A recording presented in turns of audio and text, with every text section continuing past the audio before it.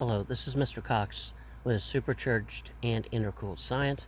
Since it's Memorial Day today, I wanted to talk about some of the things that our ancestors have went through in order to secure our freedom.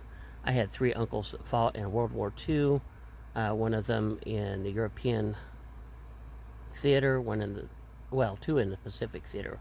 One was in the Navy on the USS Wasp, and one of them was in the Pacific in 1945, towards the end of the war because he was younger.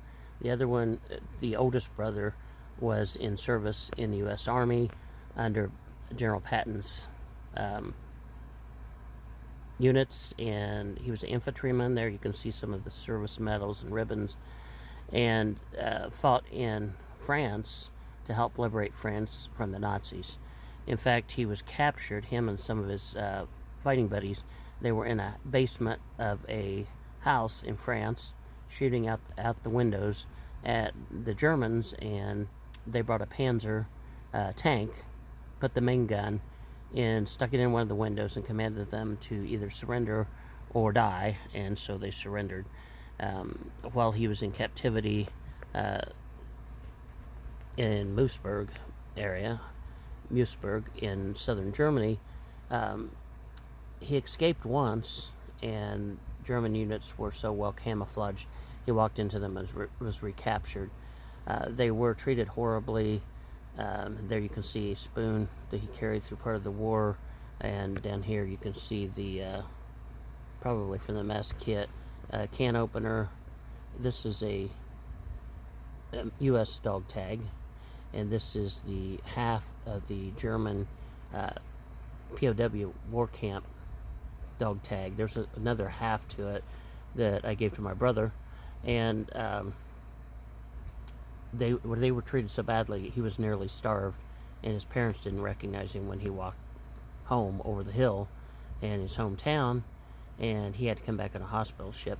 They would give them a lot of times just a little piece of crusty bread a day, and sometimes they would make soap out of the prison camp ashes, the POWs would, to sell to German women at the fence for a little piece of moldy cheese or something like that to supplement their diet. They'd make the lye soap. So LYE, not LIE. So this would have been from his dress cap of his uniform. This is an interesting item here. He told me that when he was captured by the Germans and being taken probably from France to Moosburg, they took them on an aircraft. I'm not sure what kind of plane it was, but that is a little nut that he took loose from the inside of the plane and turned it into a ring and carved his initials into. I probably don't have the service ribbons laid out correctly, as I was not in the Army myself. Someone that knows would probably know, where how those should be laid out, or how they should be pinned on the service uniform. Um, After he was recaptured, during that time too, I don't know if it was the first commandant, the second one, or whichever, they would set German Shepherd dogs loose on them just to bite them when they weren't even doing anything bad. Um, when he was in there after the second round, after he'd been recaptured, how he finally got loose was he had a better commanding officer at some point after they changed, and U.S. bombers came over and was bombing southern Germany, and bombs were falling all around there. The United States Air Force, it would have been the U.S. Army Air Corps then, they didn't call them the Air Force yet, didn't realize that there was a POW camp there. They wouldn't have been bombing our own soldiers, and their commandant told them, run, get out, run, or we're all going to die here. And so they opened the prison and the gates and let them run for it. And so he made his way back to the U.S. lines, which is a tricky thing too. You could be shot. They could think he was an enemy coming in back when he was returning.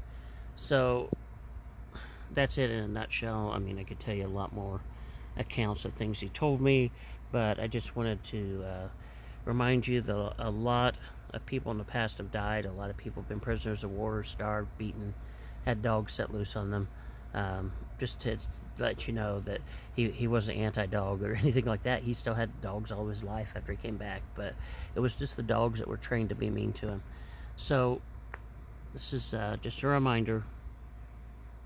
A lot of you, think you have it tough. We all, go through stuff, but a lot of people have paid the way for us to be alive and be free here in the United States and in other parts of the world.